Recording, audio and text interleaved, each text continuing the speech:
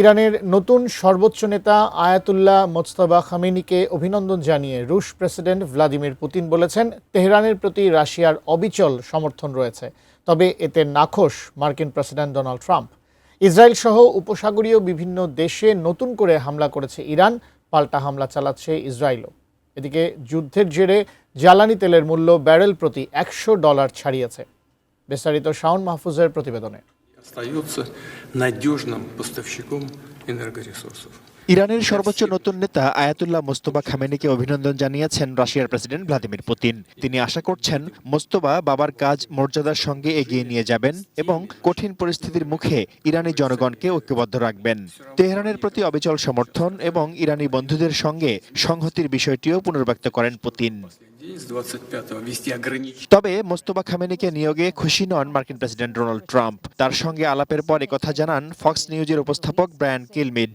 যুদ্ধ শেষ করতে নেতানিয়াহুর সঙ্গে নিয়মিত আলোচনা করছেন মার্কিন প্রেসিডেন্ট। দেশের মানুষকে প্রতিদিন সুরক্ষিত রাখার প্রত্যয় নিয়ে সেফটি কেবলস সহ এলো সেফ সিলিং ফ্যান।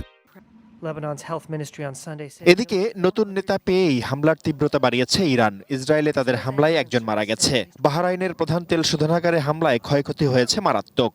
রাজধানী মানামায় ড্রোন হামলায় ৩২ জন আহত হয়েছেন। এদিকে ইরানের ছোড়া ১৭টি ব্যালিস্টিক মিসাইল ও ৬টি ড্রোন প্রতিহত করেছে কাতার। আমিরাতে হেলিকপ্টার বিধ্বস্ত হয়ে ২ সেনা নিহত হয়েছে। আবুধাবিতে একাধিক বিস্ফোরণের শব্দ শোনা গেছে। মরু এলাকায় ৪টি ড্রোন ভূপাতিত করেছে সৌদি আরব। একাধিক ক্ষেপণাস্ত্র প্রতিহত এবং একটি ড্রোন ভূপাতিত করেছে কুয়েত। থেমে নেই ইসরায়েলও। তেহরান ও পবিত্র শহর কোমে তাদের বিমান হামলায় ব্যাপক ক্ষয়ক্ষতি হয়েছে। তেহরানে একটি জ্বালানি ডিপোতে ইসরায়েলি হামলায় বিপুল পরিমাণ বিষাক্ত ধোঁয়া নির্গত হয়। বৈরুতে হিজবুল্লাহর অবকাঠামোতেও আক্রমণ করেছে ইসরায়েল। এই যুদ্ধের কারণে ইতিহাসে প্রথমবারের মতো জ্বালানি তেলের দাম ব্যারেল প্রতি $100 ছাড়িয়েছে।